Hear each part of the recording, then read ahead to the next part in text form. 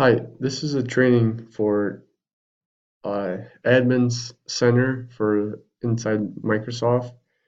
And once there's only a few people that should be using this Admin Center, most likely just the IT department. So we don't want anybody that doesn't know what they're doing using it. So it's mostly just for emailing and Outlook and Microsoft for the Admin Center.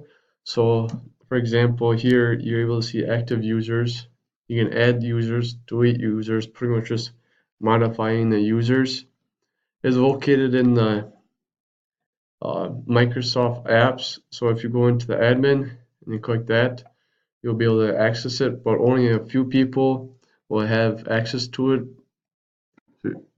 And so if you go on the left hand side, you got groups and you click groups. There's just a few things that you can really that you should be doing. So you're able to search the group of what email address you want to put the email address in so they can communicate together like that.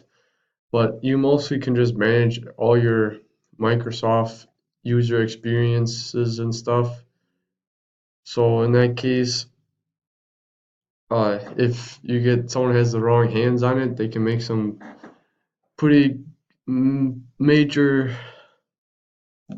damages on the company because you can delete all the users, and if that was the case, that won't be good.